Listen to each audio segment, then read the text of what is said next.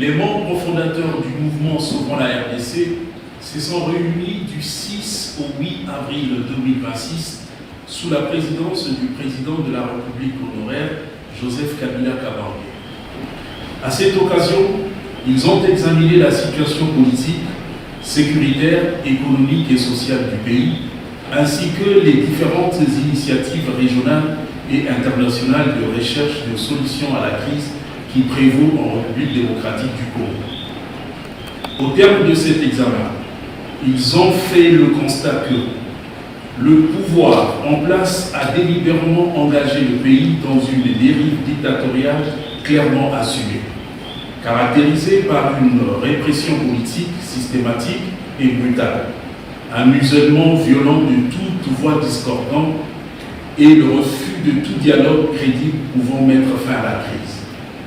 Bien plus, contrairement à ses engagements internationaux et aux aspirations de notre peuple à la paix, ce pouvoir a choisi la voie de la guerre, y compris contre les populations civiles qu'il est censé protéger en violation du droit de la guerre. Cela étant, les membres fondateurs 1. Dénoncent les atteintes graves et répétées aux libertés publiques et aux droits fondamentaux, les bombardements indiscriminés des zones fortement habitées en mettant gravement en danger les populations civiles à Minembwe, Massissi, Goma, le recours à des assassinats et tentatives d'assassinat des personnalités qui refusent de se plier à la dictature, l'abandon total aux ADF des populations d'Ituri et de la partie septentrionale de la province du Nord Kivu, livrés à des massacres d'une cruauté indescriptible. Il en est de même de la population dans l'espace Grand Bandundu et dans la commune de Maluku qui subit les horreurs de Mobutu. Ces actes odieux contreviennent aux dispositions pertinentes de la Constitution et constituent des graves violations des règles et principes fondamentaux du droit international humanitaire ainsi que du droit de la guerre. 2. Expriment leur compassion et leur solidarité à l'endroit des hommes, des femmes, des jeunes et de vieux, victimes de cette barbarie d'État, ainsi qu'à leurs familles. 3.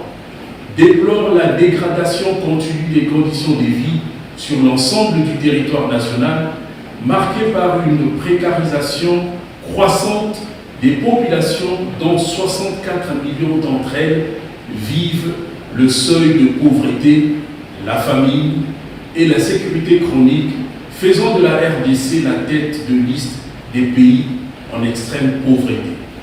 4.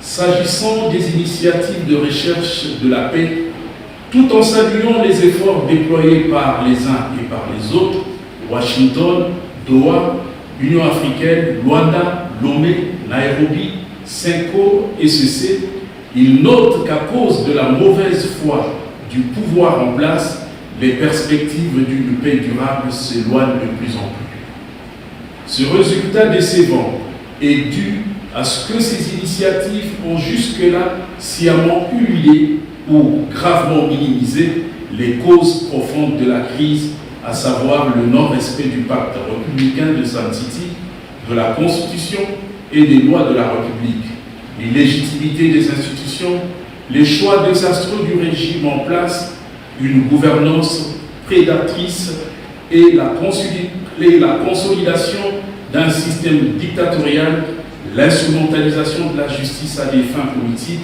ainsi que l'exploitation du tribalisme et de la stigmatisation comme stratégie de division pour se maintenir au pouvoir. 5. Note avec préoccupation l'opacité qui, comme dans le cas du deal minier, entoure les autres accords qui ont été conclus entre le régime de Kinshasa et le gouvernement des États-Unis d'Amérique.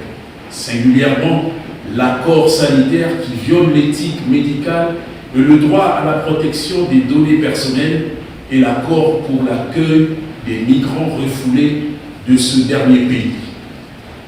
À ce régime de Kinshasa qui est prêt à tout vendre, à brader les intérêts nationaux pour se ménager les faveurs de tous ceux qui peuvent garantir ou sécuriser sa survie.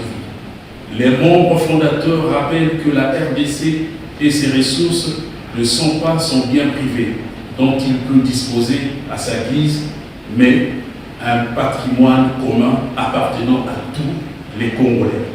Bien plus, la RDC est encore moins un dépotoir humain où les autres viendraient décharger tous ceux qu'ils n'ont pas envie de garder chez eux. 6. S'oppose à toute tentative de changement et de la révision de la Constitution et s'engage à y faire échec. De ce qui précède, ne pouvons se dérober aux devoirs que leur prescrit, comme à tout citoyen congolais responsable, la Constitution en son article 64, alinéa 1, les membres fondateurs du mouvement Sauvons la RDC réaffirment leur détermination à poursuivre la lutte jusqu'à ce que soit mis fin à cette dictature abjecte. Fait le 8 avril 2026.